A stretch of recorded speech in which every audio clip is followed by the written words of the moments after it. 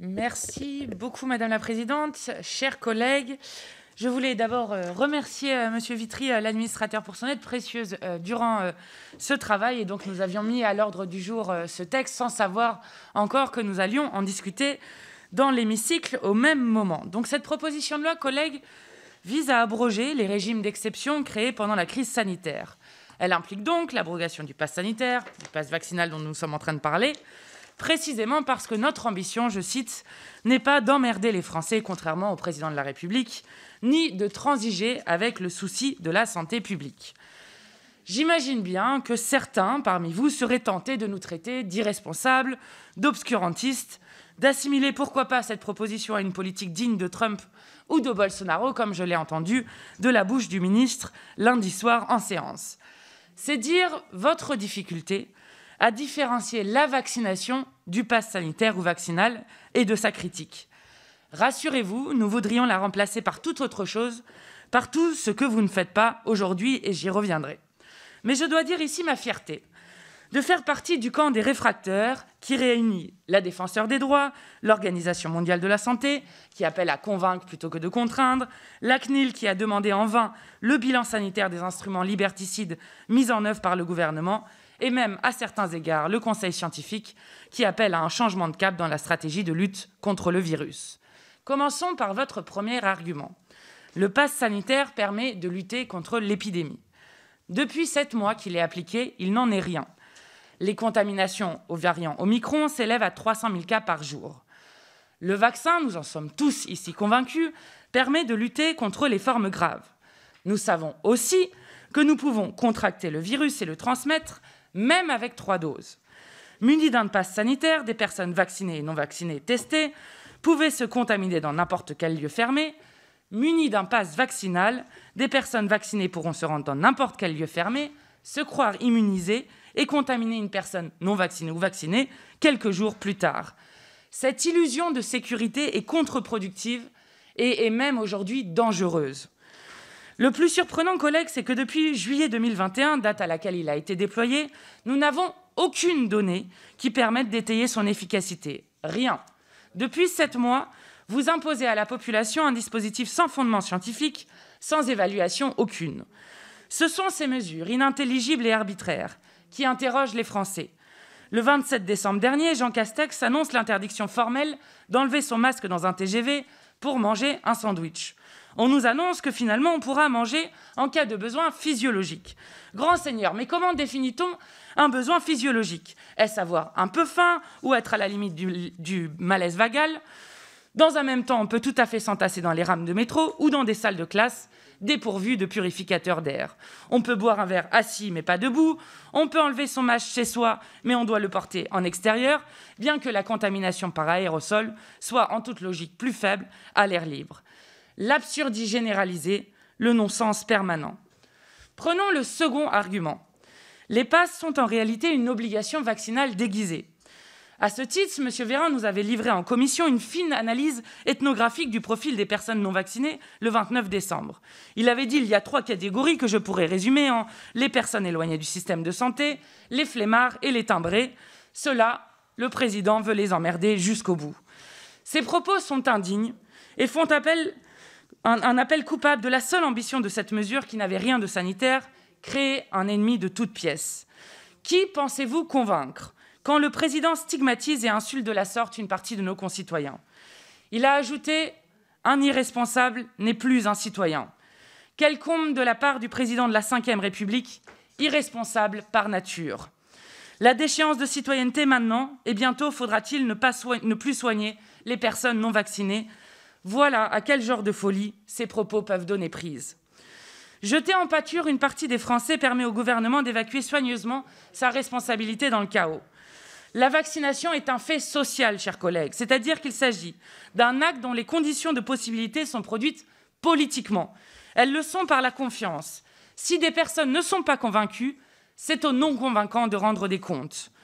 Le refus de certaines personnes d'aller se faire vacciner n'est pas étranger aux mensonges obstinés du gouvernement, sans aucun mea culpa depuis le début de la crise sanitaire.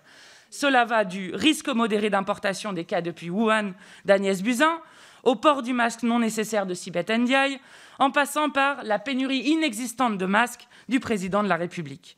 Sans compter les méthodes brutales, les récentes déclarations du président qui hystérisent le débat, l'écrasement du Parlement et l'état délabré de l'hôpital public dont nos concitoyens sont les spectateurs affligés.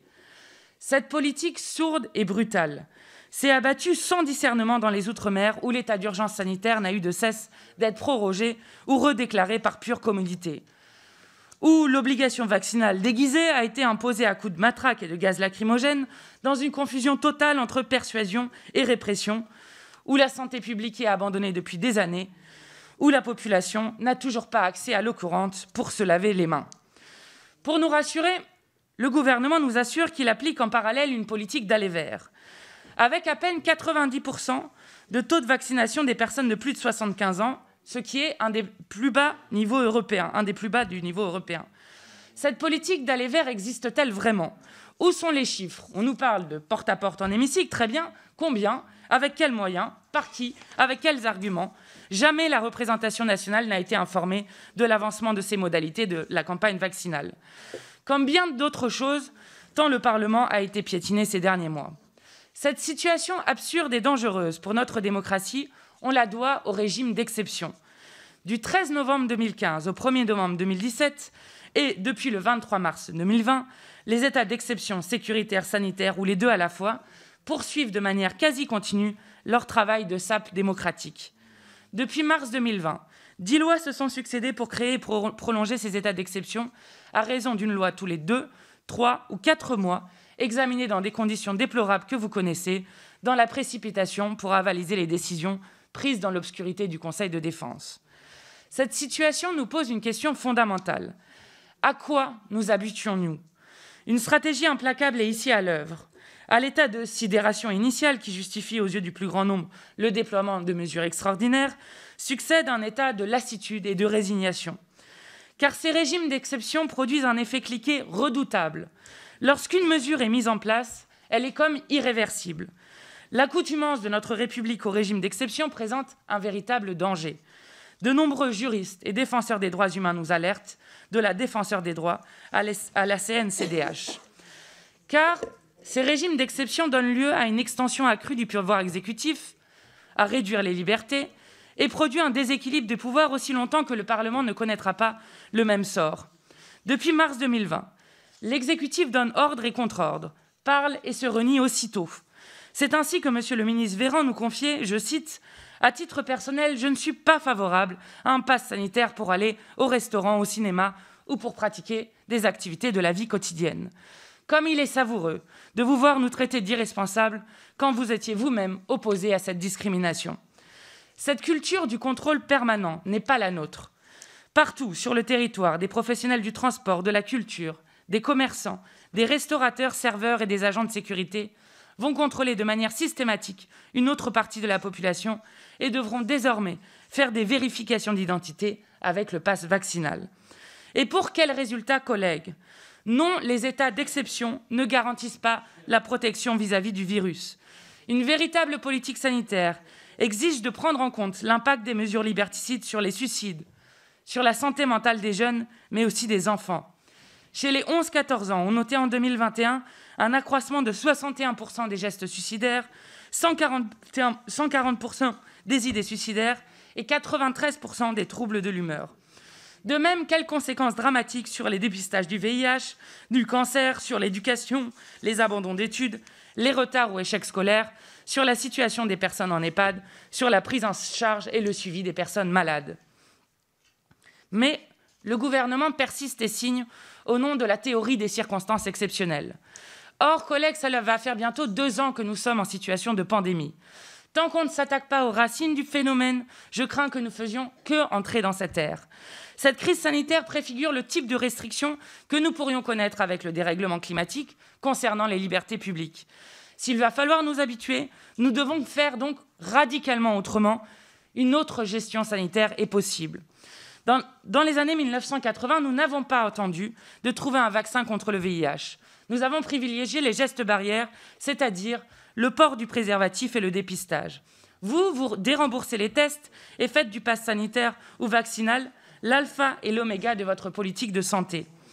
Cette idée fixe n'a d'autre objet que de dissimuler la casse méthodique de l'hôpital public.